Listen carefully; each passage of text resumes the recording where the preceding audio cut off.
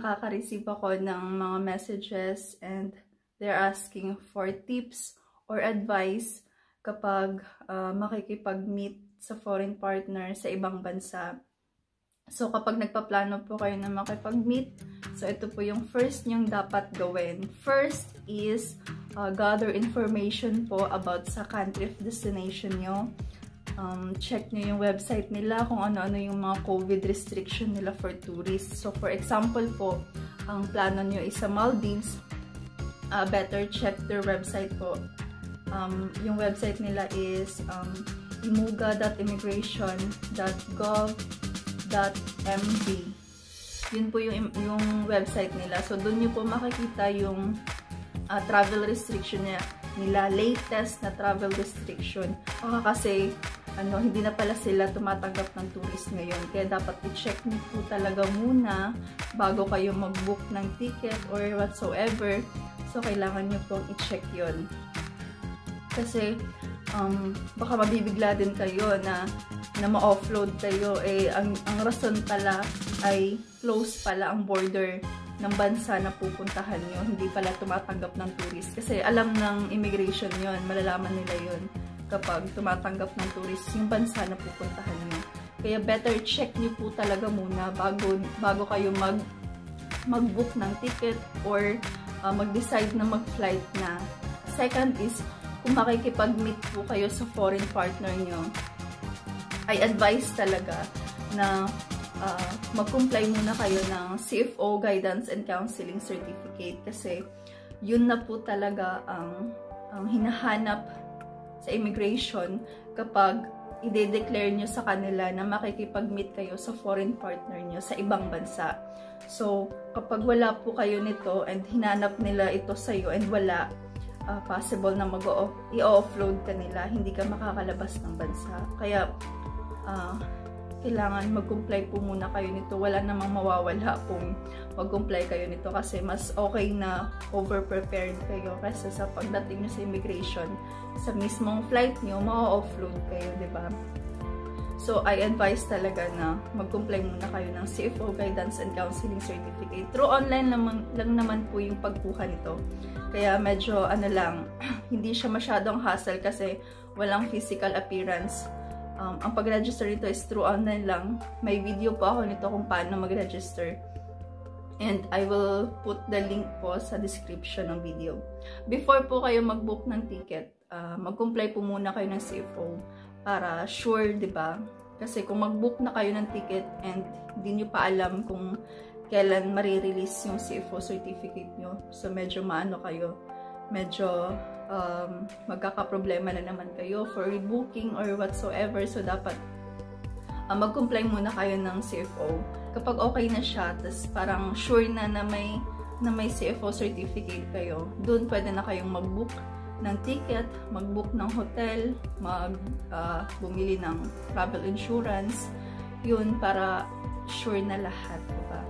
So, third, kung mabubook po kayo ng ticket, diretso na lang po kayo sa mismong website ng airlines para hindi kayo mahirapan mag-rebooking or kunwari magpa-refund, ganun.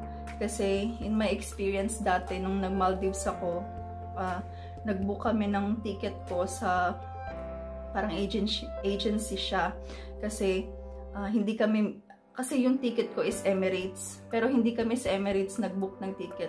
Sa agoda.com kami nag-book. So, dumaan pa kami sa Agoda bago sa Emirates. Kaya, nung time na na-offload ako, sobrang nahirapan kami. Hindi namin alam kung saan.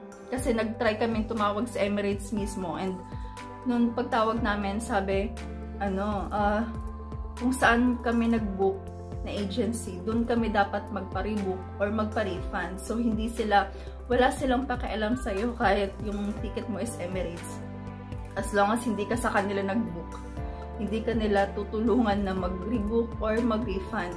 Kaya I advise po din na kung gusto nyong mag-book ng ticket, diretso na lang kayo sa website mismo ng airlines. Kasi nung flight ko naman to Germany, sa Qatar Airways kami.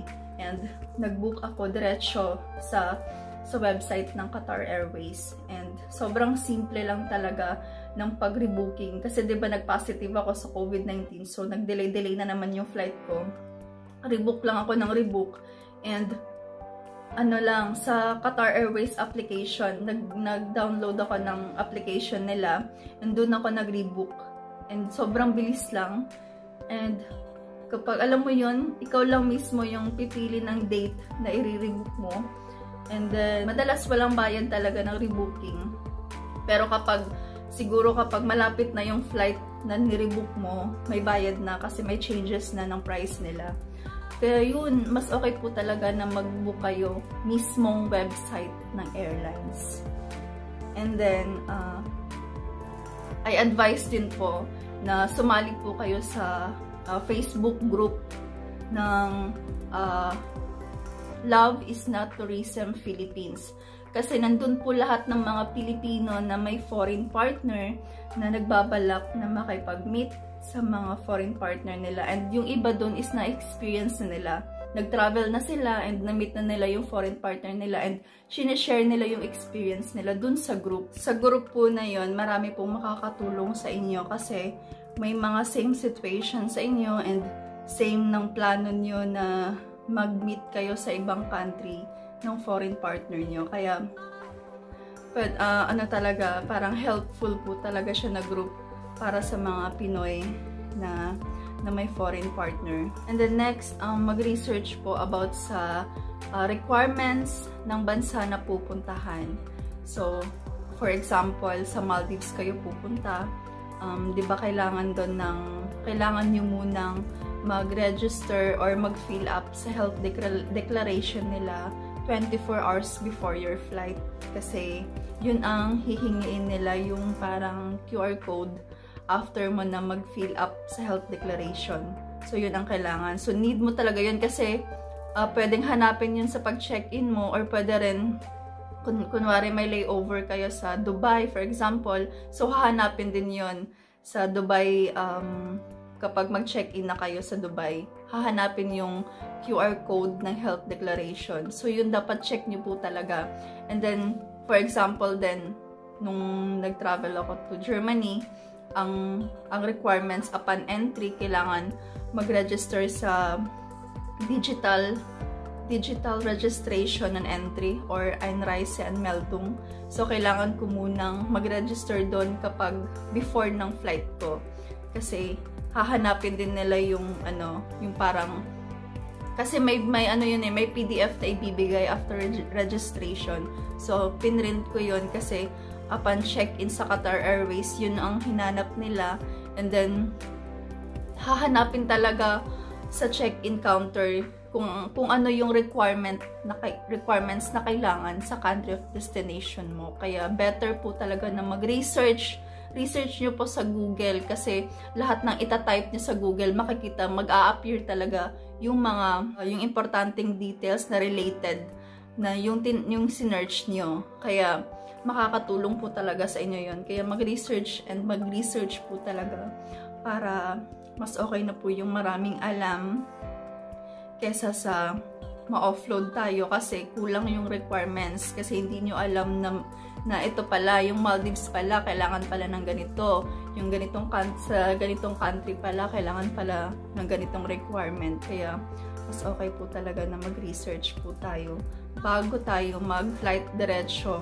So, mas okay nang prepared lahat para pag-travel natin, diba, smooth na lang. Kasi kung ano yung hinanap nila, meron ka bang ma'am, meron ka bang ganito, so may papakita nyo agad kasi ready na kayo, nag-search na kayo kung ano yung mga requirements na kailangan.